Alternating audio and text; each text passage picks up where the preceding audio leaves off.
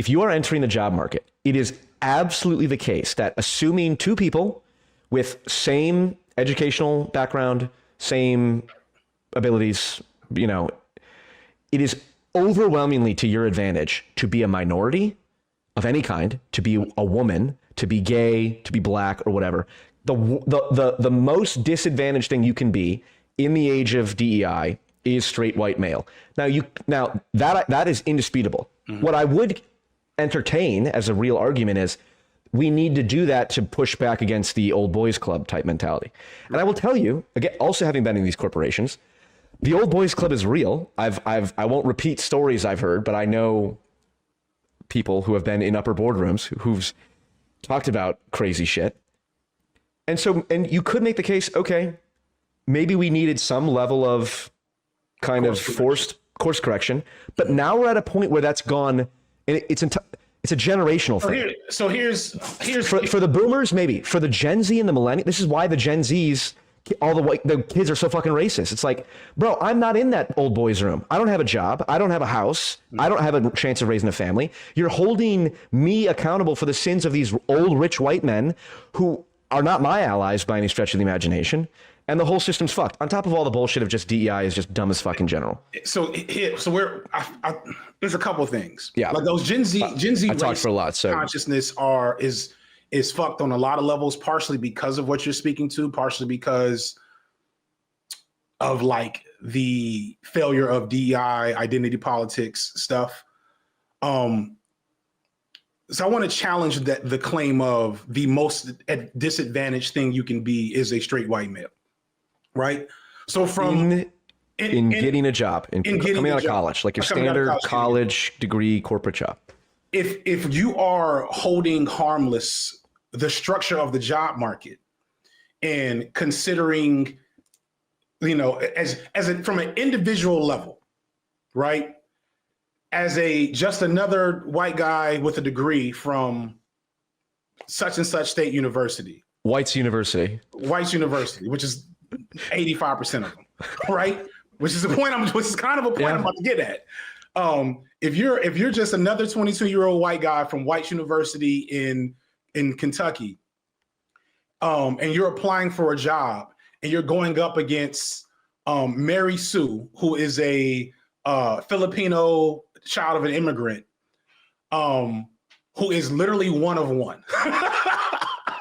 Right? Sure. Who's literally one of one, like in that application pool, literally one of one. One of one on one narrow view of identity. Right.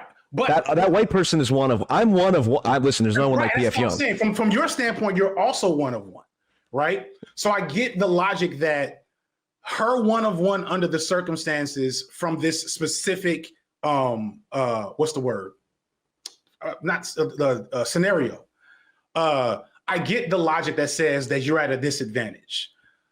The challenge is, one, the reality of the results do not speak to that. Every other company in the world, so many of these companies are constantly complaining that they cannot find qualified candidates. So like you can't be both disadvantaged, but also they cannot find they can't find enough. Yes, people that are clearly advantaged over you. Okay. Right? Can I just give you the specific, because it's dead relevant? Okay. I was part of the DEI program design team for the corporation I worked at. They talk about all the time. Tells you how fucked DEI is. Yeah. Right. Oh, don't get me started. But go ahead. They said we need to increase our non-black or non-white portion of employees. Right. Right. Like explicitly, they showed a chart of the county we were incorporated in, and then the racial demographic, and said we need to make these two numbers match. That was the extent of the thought that was put into it, which is ridiculous because we were a national corporation. So the county we happen to be incorporated in, whatever. The point was, they're like, okay, how do we do this? Well, we should change our applications to make it gender neutral or whatever, and race, so there are no trigger words in it. Okay, fine. If we're going to hire a black person, we should have a person of color interview them. That's what they said. These are white DEI. Okay, now I brought up, hey, lady, so you're saying if we're going to interview a black person, we need a non-black person to interview them. Doesn't matter if they're black, just as long as they're not white. And I brought up, hey, you might very clearly run into the issue of tokenizing. Hey, we're interviewing a black candidate. Here's our one black manager coming over to interview you. It's like, it's ridiculous. But that's just one specific thing, which, by the way, that ended up, I found out months later, that exact situation happened where a black manager got pissed off because he was brought in to interview, and it's like, what? I'm just a fucking token. So once again, P.F. Young's vibes-based analysis predicted it 6 months in ahead. But hold on. I mean, that's true. Here's the real issue, though. I brought this up, and no one gave a shit because they don't actually care about making a difference. Hey, guys, is the issue that our hiring practices are racist? I don't believe so. It's just nonsense. I was on a majority-minority team every time I was in that corporation. Mm-hmm. The issue is not we can't find black candidates because we're so racist we turn them off. The issue is that because of systemic racism, which is real, the pool of qualified black candidates to begin with is disproportionately small for the population size that we're trying to go after. So how about, instead of doing all these stupid fucking DEI programs where we pay a consultant $50,000 to give a lecture on how to be less racist, let's take every dollar of that and give it to community activists who, for example, train underprivileged youth on how to use Microsoft Excel, which is like the most basic corporate tool that every corporation could use. And guess what? Nobody gave a fuck, because it wasn't about actually solving the problem. It was about looking like they care. And all the DEI shit in corporations is 100% that. And until I hear, this is what, hold on. We agree. And so until I hear a justification from some DEI consultant for why we should give them $150,000 a year instead of $150,000 to community activists already doing shit to address the fundamental underlying problems, the entire thing is fucking bullshit. And all of the justifications around it, systemic racism, blah, blah, blah, it's like, in corporations, yeah. So I have, without giving. So stop defending DEI. DEI is not the N word. DEI is bullshit. I've never been a DEI fan for that very reason, because I've seen it like I want to. Yeah, but your philosophical worldview created it. Kimberly Crenshaw created it. Yeah, she says explicitly. Critical race theory created the framework for what DEI and like inclusion and stuff. Sure, liberals hijacked it. There you go.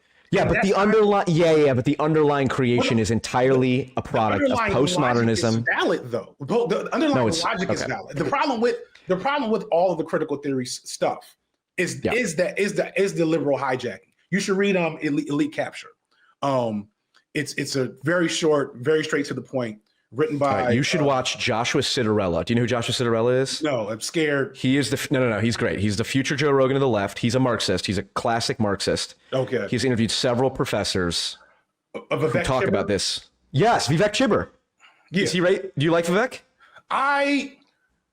Yes, overall, I like Vivek. Okay. I think Vivek popping off recently is really valuable. Yes. Because leftists and liberals are at a crossroads where they're either going to get on board or they're going to destroy us or themselves. Right. And I think it's Vivek or Vivek. Vivek would say explicitly that the framework that Kimberly Crenshaw created, whatever, critical race theory, postmodern, contemporary fusion of politics, whatever she said in that paper, which is postmodern neo-Marxism, by the way, but that's a separate issue.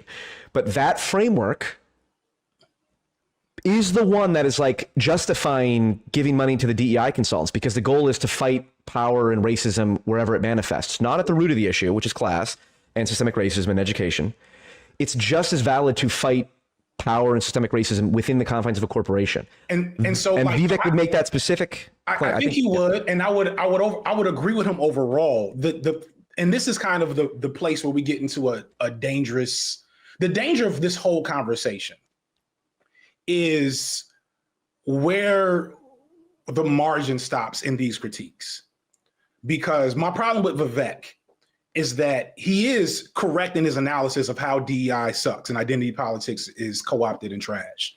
But you still have to circle back to the fact that these things were created to address specific issues that are completely valid. Sure. And in any other situation, when we come up with a solution for a problem that does not work, we don't like leave the problem intact based on the inefficiency of the tool that we presented to it.